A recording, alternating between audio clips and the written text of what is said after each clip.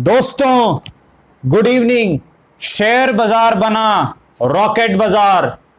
जी हाँ दोस्तों, शेयर बाजार बिल्कुल रॉकेट बन गया है और शेयर जो हैं, कुछ शेयर तो खैर बुलेट ट्रेन से भी ज्यादा स्पीड से चल रहे हैं। जबरदस्त मुनाफा आप लोगों ने भी कमाया है, आप लोग बता भी रहे हैं, बहुत अच्छा है। और कहीं ना कहीं जिस बाउंस बैक की हमने उम्मीद की थी उस पैनिक के दिन वो बाउंस बैक आ चुका है। लेकिन अब आगे क्या होगा भाई? अब जो है रेजिस्टेंस लेवल आ रहा है, अब जो है दिक्कत का एरिया आ रहा है। कल क्या बड़ा धमाका होगा?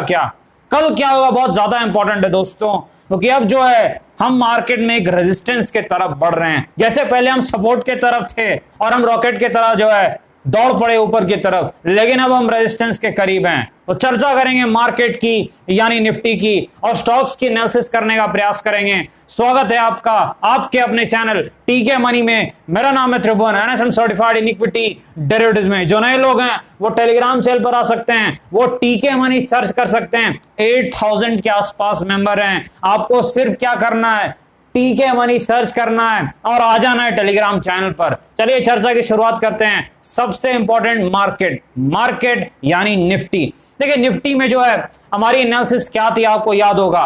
कल जो है डिस्कशन जो हमारी हुई थी मार्केट में कि मार्केट के लिए जो अगर मार्केट जो है नीचे खुलता है तो सपोर्ट अलग है, लेकिन अगर मार्केट फ्लैट टू पॉजिटिव खुलता है तो 14600 के आसपास सपोर्ट होगा।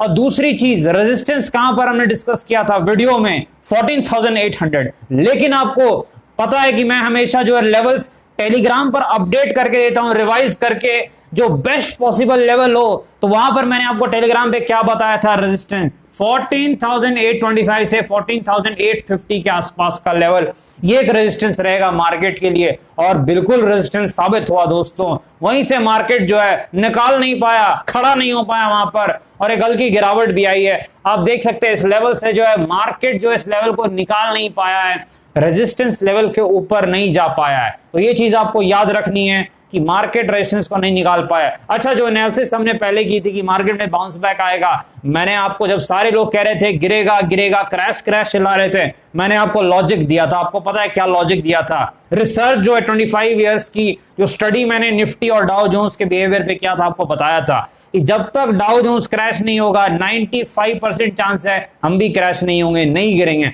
लेकिन अब एक चीज आपको याद रखनी है, रेजिस्टेंस लेवल क्लियर करना होगा। अगर रेजिस्टेंस लेवल क्लियर नहीं होता है तो करेक्शन आने की संभावना है, क्योंकि डाउ जोन्स में भी करेक्शन आ सकता है। क्रैश तो अभी वैसी कोई संभावना नहीं है, लेकिन करेक्शन जरूर आ सकता है, यह चीज आपको याद रखना है। तो टेक्निकल सपोर्ट रेजिस्टेंस क्या होंगे वो जो हम डिस्कस करते हैं कल के लिए। कल अच्छा वीकली एक्सपायरी भी है निफ्टी और बैंक निफ्टी की। अमेरिका से एक धमाकेदार एक्सपायरी हो सकती है, खासकर आखिरी के 1 घंटे में, थोड़ा ध्यान से। अच्छा देखते हैं यहाँ पर चार्ट पर। एक चीज बता दूं, आप लोगों को पता भी होगी, रिजर्व बैंक की जो पॉलिसी आई है, मॉनेटरी पॉलिसी जो है, उसमें जो है रेट्स वो सेम है जो पिछले बार थे, कुछ जो है चेंजेस नहीं हुए, तो अनचेंज है। तो कोई जो वहां पर नई खबर नहीं है, तो वहां पर जो बाकी पुरानी परिस्थिति थी वो वैसी ही है। और यहाँ पर निफ्टी की एनालिसिस करते हैं। निफ्टी की एनालिसिस से पहले मैं आपको एक बार ऑप्शन चेन एनालिसिस बता देता हूं, कहां कॉल राइटर हैं, कहां पुट राइटर है, यानी तेजी मंदी वाले कहां बैठे हैं, बिग प्लेयर। देखिए 15,000 की कॉल को राइट करके बैठे हुए बिग प्लेयर, यानी बिग प्लेयर कल 15,000 के ऊपर जाने नहीं देंगे। और कॉल पुट राइटिंग कहां पर है, यानी तेजी वाले कहां पर बैठे हुए हैं, 14,500 की पुट पर। इससे क्या पता चलता है? सिर्फ रेंज पता चलता है और कुछ नहीं पता चलता है। असली तो हमको टेक्निकल एनालिसिस के पास जाना पड़ेगा लेवल निकालने के लिए। तो चलिए लेवल निकालते हैं, क्या लेवल हो सकता है कल मार्केट के लिए। एक चीज आपको याद रखनी है, विक्स अभी कहां पर है, 20.29 अभी कंट्रोल में है, लेकिन विक्स याद रखेगा अचानक से आउट ऑफ कंट्रोल भी हो जाता है, तो ये चीज आपको ध्यान रखनी है। तो लेवल चलिए हम निकालते हैं मार्केट में, क्या कल के लिए सपोर्ट है, क्या रेजिस्टेंस है। देखिए कल के लिए जो मार्केट का रेजिस्टेंस है मेरे ख्याल से वो लेवल क्लियर है, बिल्कुल क्लियर है भाई, 14,880 से 14,910, ये जो लेवल है कल मार्केट के लिए रेजिस्टेंस है। इस वक्त पर ये बताना बहुत जरूरी है, क्योंकि चीजें बदलती भी है, लेकिन आपको याद रखना है ये एक रेजिस्टेंस है। 14,880 से लेके 14,000 जो 910 है, ये एक रेजिस्टेंस लेवल है, अवरोध है, दिक्कत का एरिया है। इसका मतलब क्या है भाई? इसका मतलब बड़ा साफ है, अगर मार्केट इसको निकाल दे तो रॉकेट बन सकता है, यानी एक और मस्त चाल आ सकती है, 100 पॉइंट आपको मिल सकता है, लेकिन चांसेस हैं कि रेजिस्टेंस मार्केट को नीचे की तरफ ले आएगा। ये चीज आपको याद रखनी, पहली चीज। दूसरी चीज क्या है, सपोर्ट क्या है। देखिए सपोर्ट यहां पर निकालने के लिए हम एक बार चलते हैं फिर से टेक्निकल एनालिसिस के पास। देखिए जो सपोर्ट लेवल इस वक्त पर मार्केट में दिख रहे हैं 14,000, मेरे ख्याल से 650 के आसपास कुछ सपोर्ट मुझे दिख रहा है इस वक्त पर।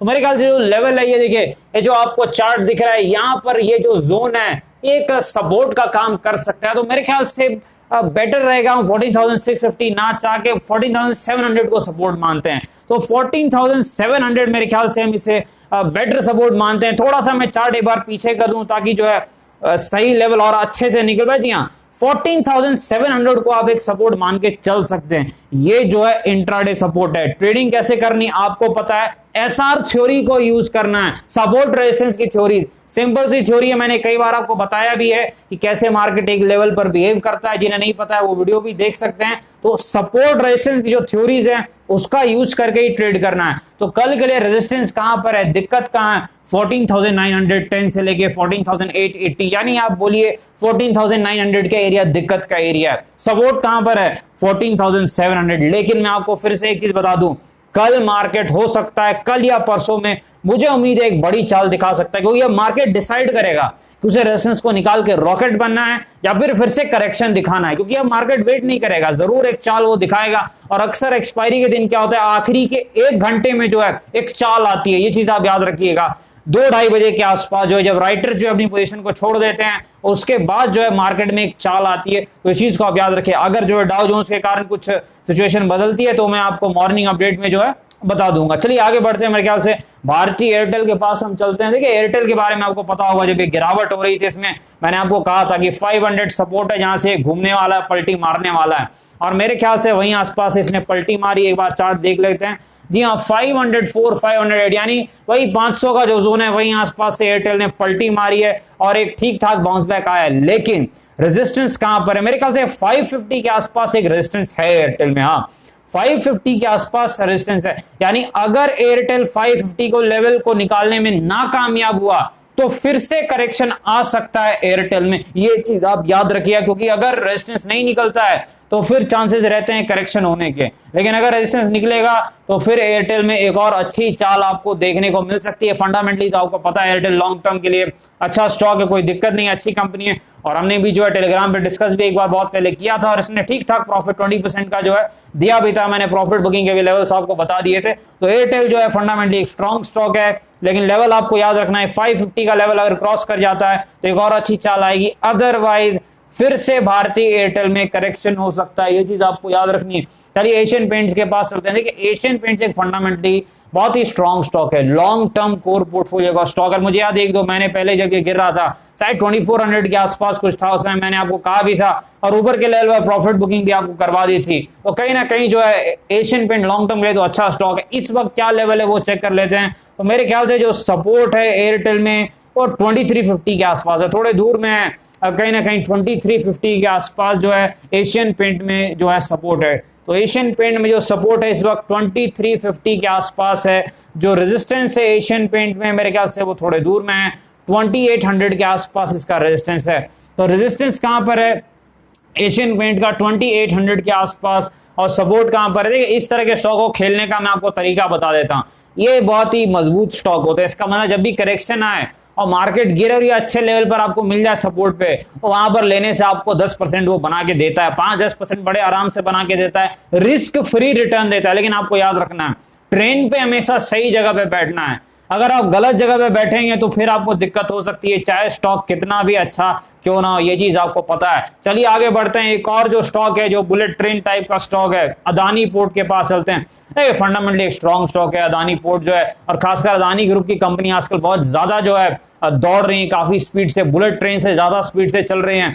और अदानी पोर्ट तो खैर निफ्टी का भी स्टॉक है तो एक अच्छा स्टॉक है। लेकिन यहाँ पर सपोर्ट रेजिस्टेंस एक बार चेक कर लेते हैं कि आज जो गिरावट हुई है इसमें, तो मेरे ख्याल से ये लेवल एक रेजिस्टेंस का काम करेगा। तो काफी ऊपर जाके ये नीचे आया है, तो मेरे ख्याल से जो रेजिस्टेंस काफी दूर में है। फिर भी अगर आप कहें तो रेजिस्टेंस लेवल जो है 860 से 890 के बीच में है। तो अदानी पोर्ट का जो रेजिस्टेंस है 860 से 890 के बीच में रेजिस्टेंस है। सपोर्ट कहां पर है? सपोर्ट दो टाइप का होगा। अगर आप ट्रेडर हैं तो अलग सपोर्ट है, लेकिन अगर आप थोड़े से शॉर्ट टर्म इन्वेस्टर टाइप के हैं तो इसका जो सपोर्ट मुझे दिख रहा है 750 से 760, 750 से 760 अदानी पोर्ट का सपोर्ट है। रीजन क्या है? पहले ये रेजिस्टेंस हुआ करता था, तो जब जो अगर मान लीजिए गिरावट होती है किसी भी कारण से, तो एसआर थ्योरी कहती है कि जो सपोर्ट है वो फिर से क्या, जो रेजिस्टेंस है वो क्या बन जाएगा? सपोर्ट बन जाएगा। यानी जो 750 के आसपास का जो एरिया जो पहले रेजिस्टेंस था अदानी पोर्ट में, वो इस बार सपोर्ट बन जाएगा। कहीं ना कहीं अदानी ग्रुप के स्टॉक ने बहुत अच्छे रिटर्न्स दिए हैं, लेकिन थोड़ी प्रॉफिट बुकिंग आज दिख रही है। अच्छा, वॉल्यूम भी ज्यादा है भाई, वॉल्यूम भी ज्यादा है आज। हाँ, वॉल्यूम आज ज्यादा हुए हैं, देखना पड़ेगा भाई। तो ये चीज आपको याद रखनी, थोड़े ज्यादा वॉल्यूम आज इसमें देखने को मिले हैं। तो मेरे ख्याल से 750 एक सपोर्ट है और कहीं ना कहीं रेजिस्टेंस 860 890 के आसपास है अदानी पोर्ट्स में। आगे बढ़ते हैं, फेडरल बैंक के पास चलते हैं। फेडरल बैंक आपको पता है, टेलीग्राम पे भी शायद मैंने डिस्कस किया था, जब 73 के आसपास आपको बताया भी था। काफी लोगों ने फेडरल बैंक से प्रॉफिट भी किया, अच्छा खासा प्रॉफिट किया है। फेडरल बैंक देखिए लॉन्ग टर्म के लिए अच्छा स्टॉक है, कोर पोर्टफोलियो का स्टॉक है, अच्छी कंपनी है, अच्छा स्टॉक है। 60 के आसपास बुक वैल्यू है, मेरे ख्याल से 65 इनकी बुक वैल्यू है, तो ज्यादा महंगी भी नहीं है, सस्ती है। और P ratio, price to earning भी जो है ठीक ठाक है, मेरे ख्याल से 17-18 है, तो ज्यादा महंगी नहीं है, अच्छा स्टॉक है। अब लेवल देखते हैं, क्योंकि लेवल ही इंपॉर्टेंट है, बाकी फंडामेंटल एनालिसिस शॉर्ट टर्म में बिल्कुल काम जो है ज्यादा करती नहीं है। तो चलिए यहाँ पर लेवल देखते हैं। देखिए जो सपोर्ट है इसका, मेरे ख्याल से वो 74-75 के आसपास है, जहां हमने बाइंग भी की थी 73 पे। उस दिन पैनिक था मार्केट में, आपको पता है, तो अच्छे भाव मिल गए थे। लेकिन अभी अगर आप देखें तो 74-75 जो है फेडरल बैंक में एक सपोर्ट है। रेजिस्टेंस कहां पर है? काफी दूर में, शायद 90 के आसपास। ही 90 के आसपास फेडरल बैंक का रेजिस्टेंस है।